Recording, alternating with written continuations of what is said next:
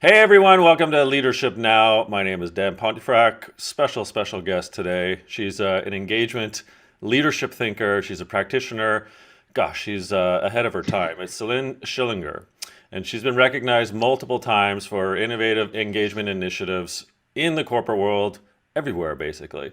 She's had a very plentiful career across several continents. Now, Céline, she runs her own consultancy, We Need Social. It's an amazing outfit.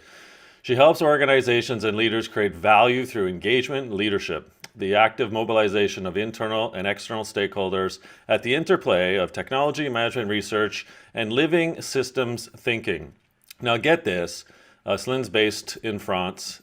She was awarded the Medal of the National Order of Merit by the French government in 2017 for her efforts in diversity in the workplace. We're here today not only to talk to Céline about the organization, but she's got a new book and it's amazing. I was very lucky to be an advanced reader. Dare to Unlead: The Art of Relational Leadership in a Fragmented World. Céline, it's so good to see you. Thanks for joining us today. The book is amazing, and I know that people sometimes say, "Oh, your book's amazing," just to make you feel good. But this is one of those rare instances, for me at least, where as an early reader and just thinking through our careers together, if you will, how we've known each other for 10 plus years, man, you've seriously culminated into something that is both visceral because you're attacking at times leadership and saying, look, we need to do better, but you provide such a hopeful like methodology, if not kind of I guess model with liberty, equality, and fraternity. So let's first of all let's start with this. Tell us about the book, the why you wrote it, and then we'll get into the what's in it. All right. Thank you so much, Dan. First, I'd like to say that this book owes to you a lot because you've been writing inspiring books for a number of years already. Some of these ideas, have planted seeds in my own practice, and I'm sure the practice of many others too. And you've also been extremely generous in connecting me with this awesome publisher, Figure One. So thank you, thank you, thank you. And as for the book, as you noticed, stems from my practice. So it's not a book that comes from theory, from research, which is extremely important, but which came in my case after experimenting those new patterns, new interactions, new forms of value creation, really, in the workplace.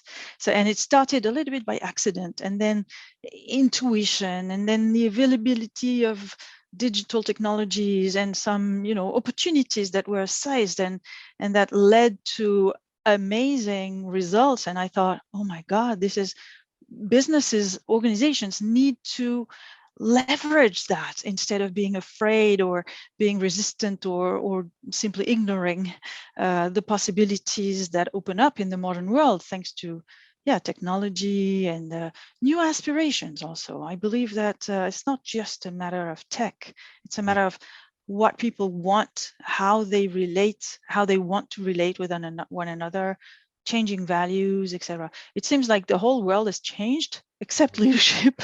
I don't know Right? why I'm laughing. That's sad. And it's crazy. And the more we keep up with those old recipes, old approaches, etc., which because they seem normal, and many of us lack imagination, frankly, and lack, even seeing the possibility of doing different. But the more we continue that way, the less it does good for people, for society, for organizations as well, for business. So it's really time to change. So you have, like me, spent an inordinate amount of time in the corporate world, working in Mhm. various organizations in various roles in various countries. And then, like me, we both decided to sort of get out and Mhm. try to help the world from a different vantage point, i.e., in Mhm. our own consultancies, if you will, as independent companies of one. Um, as you kind of look back at your career, but also as you've just alluded to, kind of what today is, what do you see as the cost to this bad leadership and ultimately a not so great organizational culture? Mm.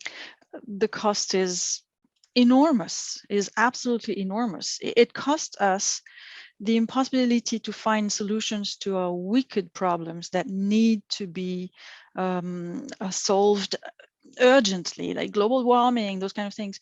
We need people, organizations to get together and seriously tackle those problems. And instead, it seems like, we go on with the flow, we go on, with our processes, bureaucracy, sterile hierarchy, toxic leadership, these kind of things. So first, it prevents us from solving the real problems.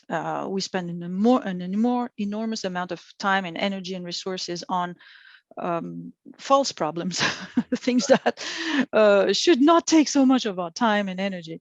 And at the same time, it costs real lives, people lives. Some people get burnt out at work. Some people die from poor leadership, poor leadership decisions. It cost us also social crisis. I believe that the populism, resentment, hate, all those kind of tensions stem in a large part from the world of work, which is not adapted to what people have become, to us humans in the 21st century, and which is fueling those divisions and resentments. And it's a shame, because organizations, the workplace is the place, in my opinion, where the social collective, this social unity, bonding, could be created. That's where we spend 8 hours a day. That's where we have this possibility to meet, to connect in our diversity. In our social circles at home, it's more difficult to meet different people. So it is a unique opportunity in the workplace. And I'm not just saying that for ethical, moral reasons, which are important, but also for business, efficiency reasons. It is more efficient to work along methods that bring people together in their diversity, that create a sense of belonging and energy and willingness to contribute, rather than if you try to have an orderly army of robots. That way only creates obedience, and it's not through obedience that we are going to be able to solve our problems for the future. The future is not like after tomorrow. It's now. It's actually in the next minute. So we need to stop wasting our potential. The human potential is huge, and it's time to really leverage it and benefit from it. So I was, shock horror, told when I was writing, I think my second book, that there are over 1 million books published every year, of which many of those are leadership books. And so I'm not trying to And frighten. I'm adding one more. Well, no. So that's actually the question. So, what draws you to write such a compelling book? And again, being an advanced reader, I can say that. Uh, what is it that the reader is going to get out of this particular book, Dare to Unlead, that isn't already said? And I have my own answer to this question, but I want to hear first from you. And I asked the question to myself first, originally, before even writing. I wondered whether it was of any value, of any worth, except for me. Of course, I was interested in researching and exploring why what I'd met, what I'd done, what I experimented worked. Why? What wasn't there that explained its many successes? So there was a curiosity factor at the beginning, but still, it wasn't enough to get me to write. And I had a conversation with Myron Rogers, who has inspired my work a lot, a specialist of living systems. And I said, Myron, what is it? What can I write? Everything has been said already. Yeah. And he said, yeah, your ideas may not be original, but your synthesis will be. Oh, what a lovely line! And I It would was a very lovely line, and expect it nothing less unlocked, from Byron. Yeah. for me, it was like really like, oh, okay, new ideas. I may not come up with new ideas. Everything has been said for 5,000 years, indeed. but a new thing, a new synthesis, or a personal synthesis, this I can do, and I almost feel I have a duty to do it, because my voice expresses the voice of many others. All those people I have worked with, those frontline workers, those activists, those middle managers, etc. All those people who I know, because I've seen that, have this enormous desire to contribute to better business, to better organizations, and who are prevented from doing that by the very nature of our organizations. And it's a shame. We shouldn't do that harm to people and to our businesses.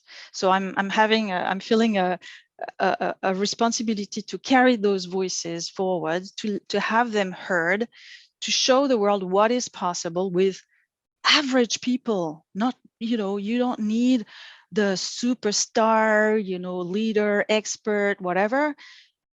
Everything is already there. You already have this power of knowledge, of goodwill, of sense of purpose. It's already there in our organizations. We're just not seeing it, and frankly, sometimes stepping on it, and it's not right. Yeah, there's a lot of squashing of our Yeah. humanity in the organization, which you call out in the book. But then Mm. again, you are hopeful and also such a Sherpa and a guide. And I think you bring the French in you into the book, somewhat obviously. Again, back to sort of liberté, equalité, and fraternité. I'm sorry. Mm. So in English, obviously, liberty, equality, and fraternity. So why did you sort of bring, if you will, like almost the Mm. France credo Yeah. into the book as columns or pillars to help the reader through what is ultimately, your take on how we become engaged in our places of work. Yeah. Originally, I wanted to. I was looking for a way to structure my thoughts, and it sort of came as almost like a playful, idea, playful intuition. But something I tested with my editor, Richard Martin. I said, Richard, would that be crazy to work along those lines? And he said, well, no, why not? I mean, it's your cultural grounding, so it will resonate somehow. It will be interesting. Go ahead and explore that, and you'll see if it works. And the more I worked along those lines, the more I actually realized that it did open up a lot of possibilities, because these are values. They're not just French values. I believe they are quite universal values. Our aspiration to be free, to be equal to one another, and to form a community, to sense this brotherhood, sisterhood.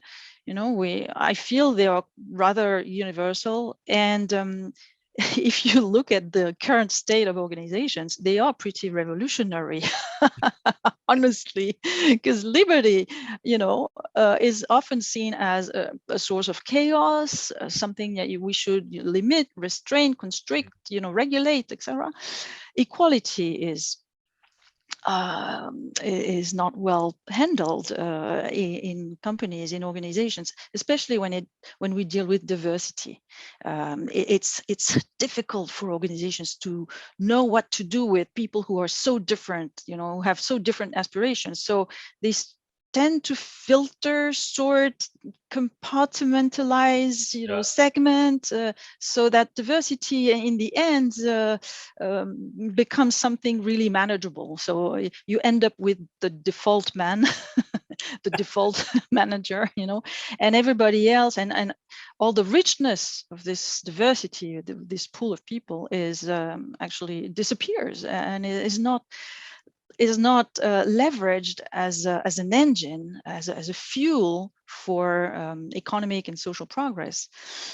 It's sometimes, just like celebrated, or more as a compliance matter. You have the diversity department or you have the diversity KPIs, but the essence of diversity is actually lost in organizations, and you have those patterns of domination and submission, which are as well extremely detrimental to collective intelligence, I believe.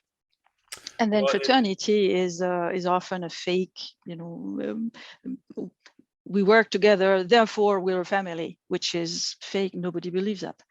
So how do we create real togetherness?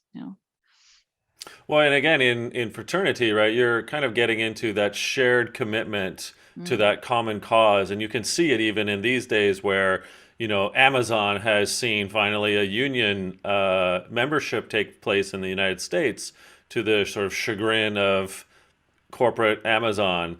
And Howard Schultz is back at Starbucks, and he's come out recently as CEO, I should say, and come out and said, "Yeah, I would squash any union that tries to, find their way." And what you're saying with a touch of delicacy is that actually it's not necessarily the unions that are necessary, but in fraternity, it's about that common cause. So as almost to prevent the activist movement from taking over, you're just basically taking care of one another. Is that a fair assumption on your Exactly. part?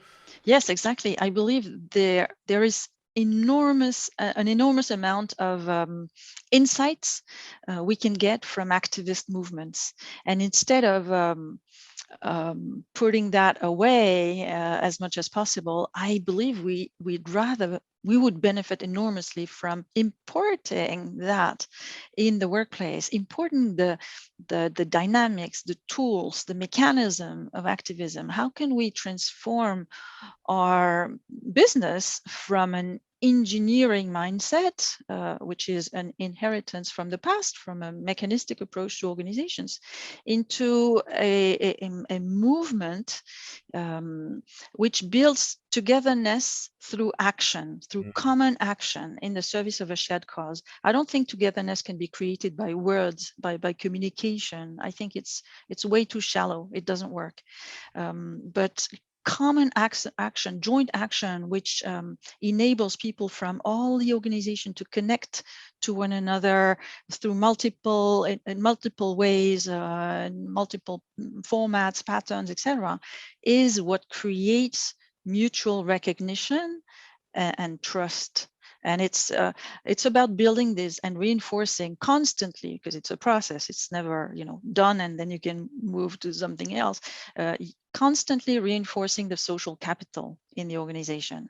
So yes, for focusing on the business, yes, focusing on KPIs, it's important, etc. But if you don't beforehand pay attention and really dedicate a lot of effort to building and consolidating this social capital, every other effort will be wasted. It's just a waste of time and money. And yes, so if you believe you can shortcut to ensuring quality, operational excellence, etc., through this engineering cause and impact mechanism, well, I'm sorry to say, the times have changed and it no longer works. We got time for a few more questions. So one I want to get to is we've both been influenced by the likes of John Husband, John Cotter. In the book, you not only pay homage to giants before us, and thank you for that. Many people don't cite, and you've done that with a plethora across your manual. Yes, But quite a like lot. the traditional organization, hierarchy, are we at the end of authority? These are some of the themes that you've got in the book, and really the question is, well, are we? Are we at the end of authority? Can the traditional organization be upgraded to what you propose in the book? I think we have changed our relationship to authority. And we are now almost between two worlds, between a large group of people who are nostalgic for old approaches, and who'd like to get back to the old world, and new generations who refuse to be crushed by those old patterns. And so, it's difficult, in organizations where you now have sometimes 5 generations Yeah. working together. How do you do? My belief is that it's no need regret the past, because the past is the past. It's gone. All Yeah. right. So we need to do with what we have now. And in fact, what we have now offers a lot of possibilities, a lot of opportunities. So it can be actually even better. It does take work to adapt our behaviors, though. it takes work to learn, to educate ourselves, to talk with one another, to be curious to what those young generations are thinking. And but I think it's not just a matter of age. It would be too simple. It's really a matter of being more open and more comfortable in the uncomfortable, being more open to complexity. And it takes action, not just my door is open and you can come and talk to me. Right. This doesn't work at all. So yes, we have changed. It doesn't mean that we need to let go of everything of the past, huh? But we need to be probably better at distinguishing what in the past has stopped serving us, what is still serving us. For example, I still think that the hierarchical structure, is useful in large organizations. I don't think you can do without it, but you can remove those patterns of domination and submission from the hierarchy, for example, and evolve it more towards a hierarchy, thanks to networks and the dynamics of activism, for example. So yeah, I pay tribute to a lot of those thinkers who've inspired us before. And I'm happy to count among all those, I think I have like 600 references or something in the book, and I'm happy that 40% of them are from women. Excellent. It was an important action, an important act for me to establish coherence, coherence between what I say, what I advocate for, and what I do. So it's not 50%, but I was very deliberate still in finding as many women's voices as I could, because those voices are important. I couldn't agree more. As a sidebar note, for my last book, I asked 4 women and 4 women only if they'd be considering to blurb my book, because I felt it was time to actually up the ante and not have a 50-50 split, but actually do more. So I hear you. Speaking of women, I wanted to bring up your whole point about transformative technology and how technology can play a part in the democracy, if you will, of the culture and of better leadership. And so the woman I want to bring up is the woman whom we met through, which is Susan Skrupski, the founder of the 2.0 Adoption Council back in the late aughts, sort of 2007, 2008, around there. And so here we are, 14, 15 years later, you and I still friends. Yeah. And here you are with Dare to Unlead. How have you seen the evolution of technology from back when we met in those late, 2000, 2009 era to today, and how can we potentially tap into the technology in your sort of Dare to Unlead model and manuscript? So I have a huge amount of gratitude for Susan, not only for what she did, opening the doors to the Change Agents Worldwide community, which was a wonderful place to seek comfort Yeah. when, when things were hard in the workplace. So this gathering, these like-minded people, this community building effort is not lost. It's always important. So whatever the size of the community, doesn't matter. So huge gratitude for that, but also for who Susan is, extremely aligned with her values, taking risks, taking personal risks to defend what she believes in, and supporting, women and victims of domestic violence, for example. So I have a huge admiration for her.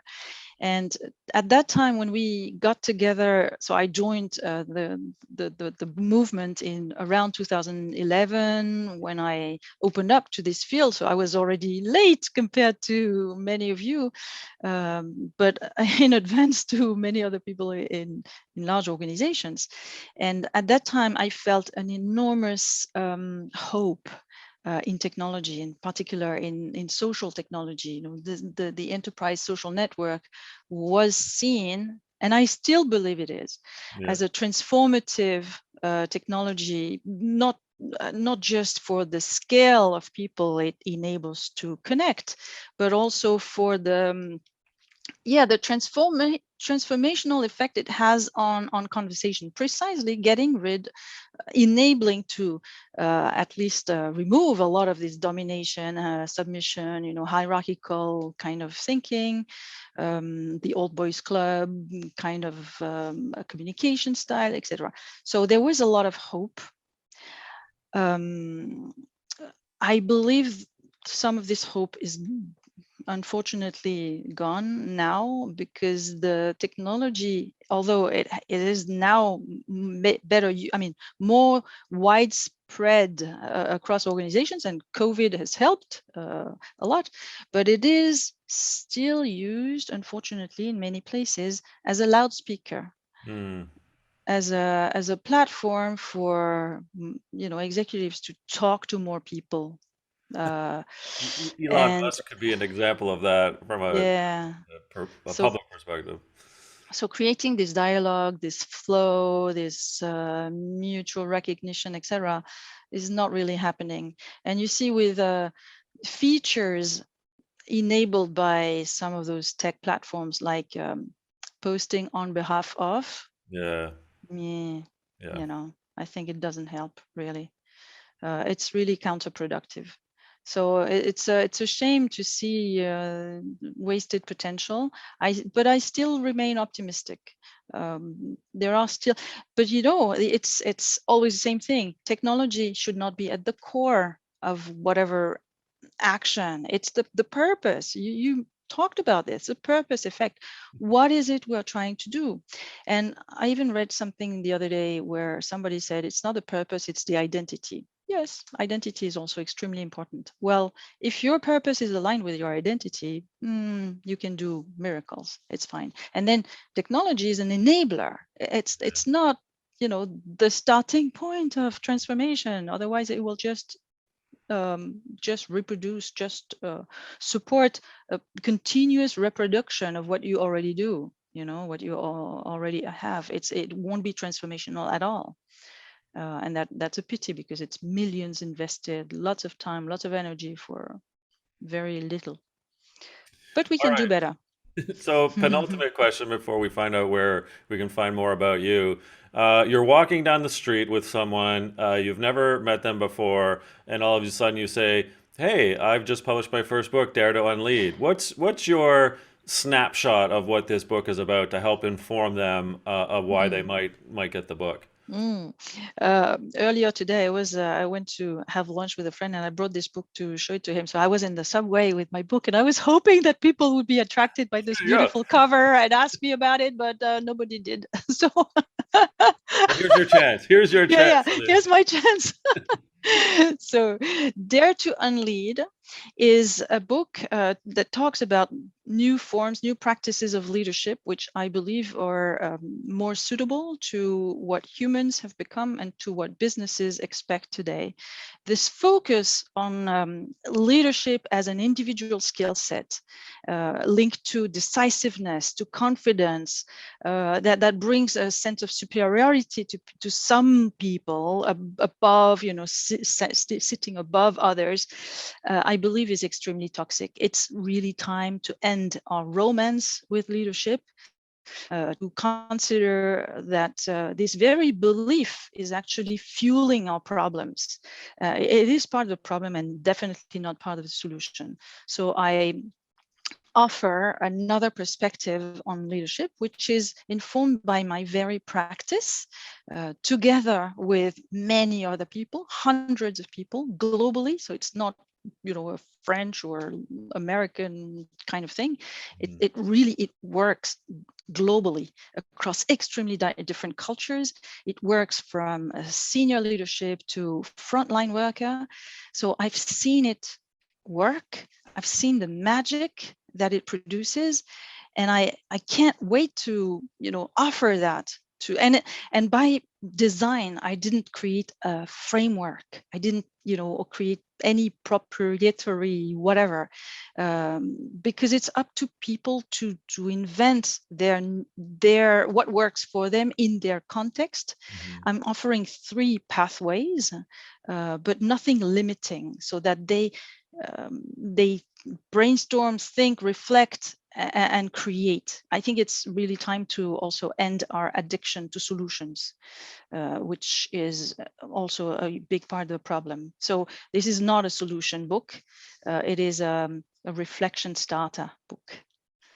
Well, I've always loved reflecting with you on the state of our leadership and organizations. Céline Schillinger, author of Dare to Unlead, The Art of Relational Leadership in a Fragmented World. Where can people find more about you and this wonderful book, Céline?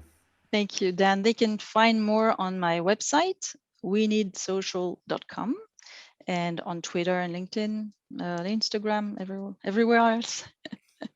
Well, you are a wonderful person, of an extremely diligent thought leader. You're caring, you're compassionate, Thank you. but you're also to the point, and you really leave no stone unturned in this manuscript, and from the perspective of what's not working, and here's that pathway, as you suggest, to what you might consider in creating your own leadership structure, your own leadership DNA. So thank you for putting this into the world. I've been waiting for it for a decade, and I'm so glad now that it's out there. Céline, thanks for joining us here at Leadership Now.